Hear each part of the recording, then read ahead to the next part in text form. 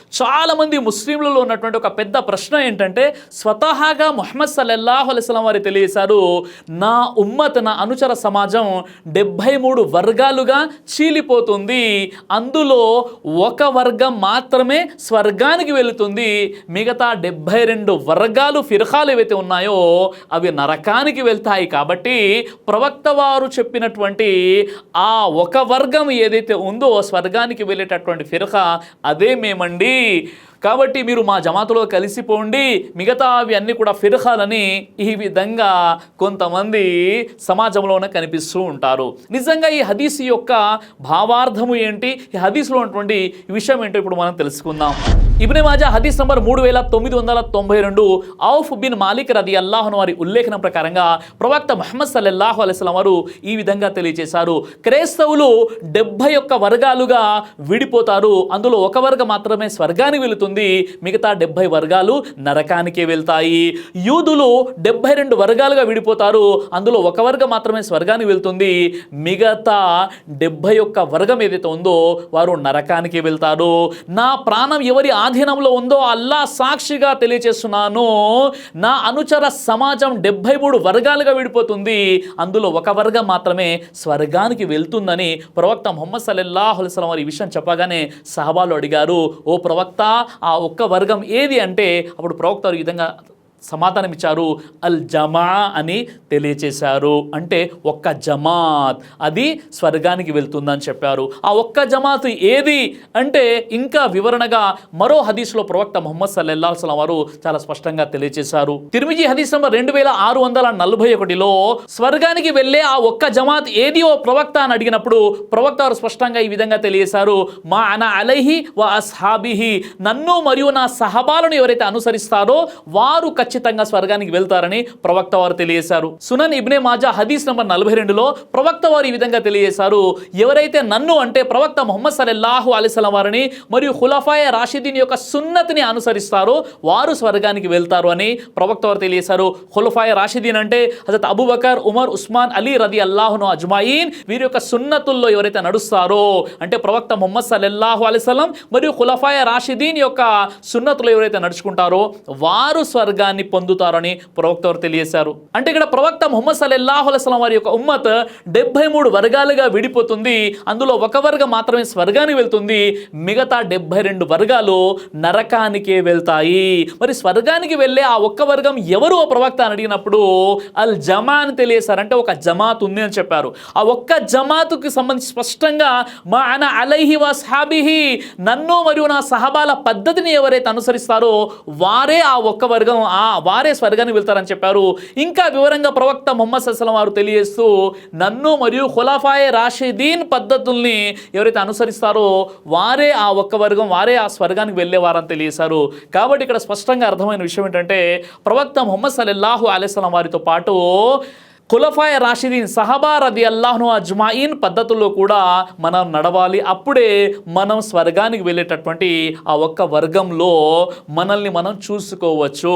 అలా కాకుండా మాకు ఖురాన్తో పాటు హదీస్ అవసరం లేదండి, సహబా రదియల్లాహు అన్హు అజ్మాయిన్ యొక్క సున్నతులు అవసరం లేదు, ఖులఫాయే రాషిదీన్ యొక్క పద్ధతుల్లో మేము నడవమంటే మనం ఆ ఒక్క జమాత్ ఏదైతే స్వర్గానికి వెళ్తుందని చెప్పారో అందులో మనల్ని మనం చూసుకోలేము సోదరులారా. అయితే ఎవరైనా ఈ హదీస్ని చూపించి ఈ విధంగా ప్రశ్నించవచ్చు, ప్రవక్త ముహమ్మద్ సల్లల్లాహు అలైహి వసల్లం స్వతహాగా తెలియజేశారు కదండి, నా ఉమ్మతు 73 వర్గాలుగా విడిపోతుందని, కాబట్టి మేము ఈ ఫిర్ఖాలను తయారు చేసుకుంటున్నామంటే ఇలా చెప్పడానికి ఎలాంటి ఆస్కారం లేదు. ఎందుకంటే ప్రవక్త ముహమ్మద్ సల్లల్లాహు అలైహి వసల్లం వారు భవిష్యత్తులో ముస్లిం సమాజానికి పొంచినటువంటి ప్రమాదాన్ని ఇక్కడ సూచిస్తున్నారే తప్ప మీరు ఫిర్ఖాలుగా తయారవ్వండి, వర్గాలుగా విడిపోండి అని ప్రవక్త ముహమ్మద్ సల్లల్లాహు అలైహి వసల్లం ఎక్కడ కూడా చెప్పలేదు.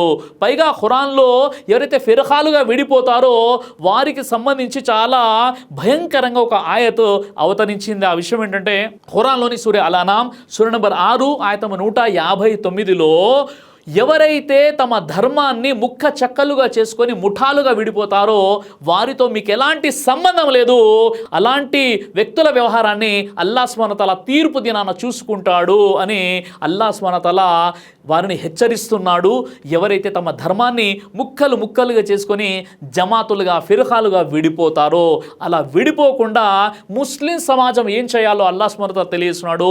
ఖురాన్లో సూరా ఆలే ఇమ్రాన్ సూరా నంబర్ 3 ఆయత 102, 103లో వఅతసిము బిహబ్లిల్లాహి జమీఅన్ వలా తఫర్రఖూ, మీరంతా కూడా అల్లా యొక్క త్రాటిని కలిసికట్టుగా గట్టిగా పట్టుకోండి, విభేదాల్లో పడిపోకండి. అల్లా యొక్క త్రాడు ఏంటంటే ఖురాన్ మరియు ప్రవక్త ముహమ్మద్ సల్లల్లాహు అలైహి వసల్లం వారి యొక్క సున్నత్. వీటిని మనం గట్టిగా పట్టుకోవాలి, విభేదాలలో పడకండి, చీలిపోకండి అని అల్లాహ్ సుబ్హానహు వ తఆలా తెలియజేస్తున్నాడు.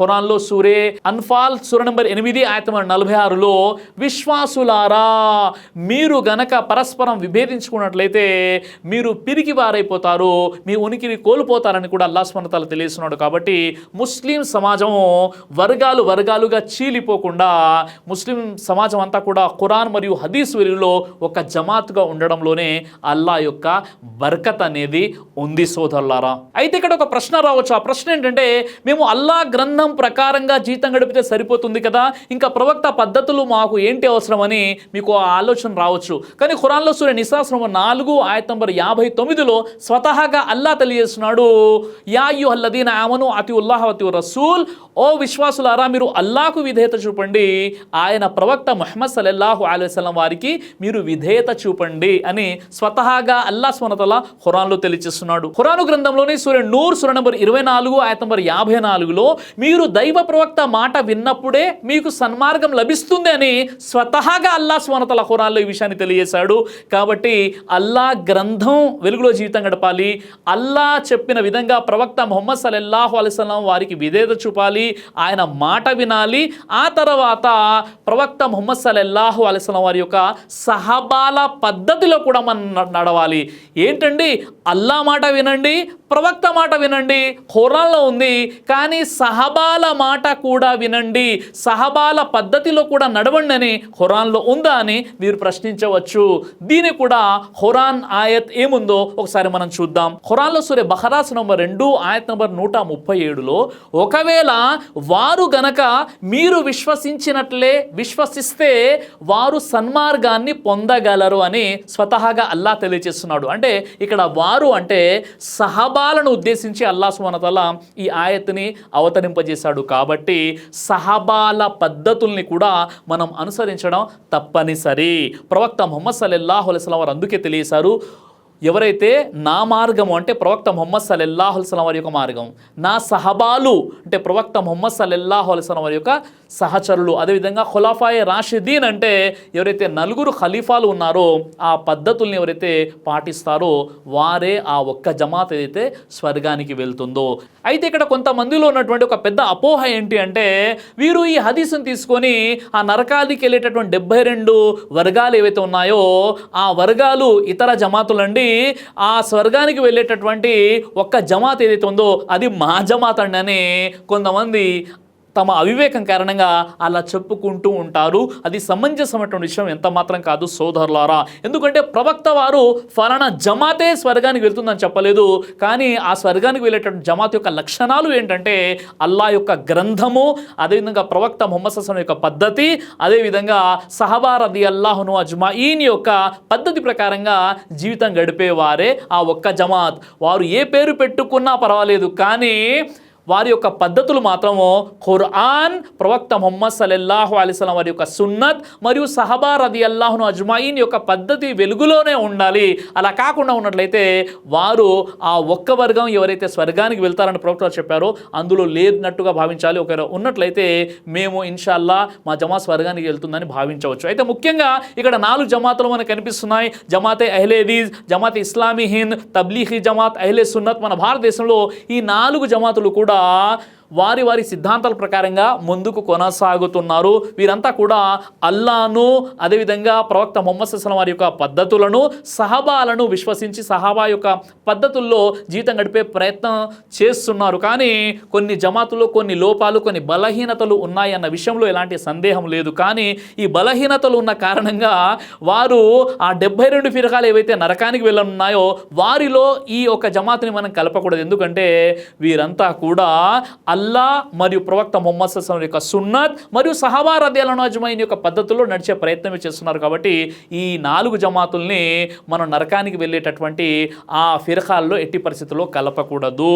అయితే కొన్ని జమాతులో కొన్ని బలహీనతలు ఉన్నాయి, ప్రతి జమాతులో కూడా మంచి ఉంది, ప్రతి జమాతులో కూడా కొన్ని దోషాలు ఉన్నాయి. కాబట్టి మనల్ని మనము స్వీయ పరిశీలన మరియు ప్రక్షాళన చేసుకుంటూ ఖురాన్ మరియు ప్రవక్త ముహమ్మద్ సల్లల్లాహు అలైహి వసల్లం వారి యొక్క సున్నత్ మరియు సహబా రదియల్లాహు అజ్మఈన్ యొక్క అడుగుజాడల్లో మేము నడుస్తున్నామా లేదా అని ఇండివిజువల్గా ప్రతి జమాత్ ప్రతి విశ్వాసి కూడా తన ఆత్మ పరిశీలన చేసుకోవాలి.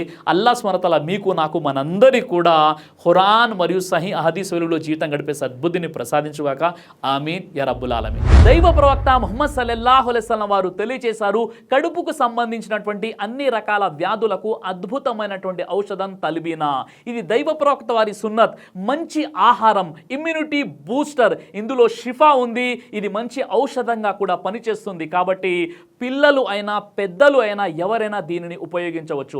అలాగే ఖురాన్లో దైవం తెలియజేశాడు, తేనెలో మీకు స్వస్థత ఉంది అని. కాబట్టి ఇక్కడ కనిపిస్తున్నటువంటి ఈ నెంబర్స్కి కాల్ చేసి మీరు ఇప్పుడే ఈ ప్రోడక్ట్ని ఆర్డర్ చేసుకోవచ్చు. కొరియర్ ఫెసిలిటీ కూడా ఉంది.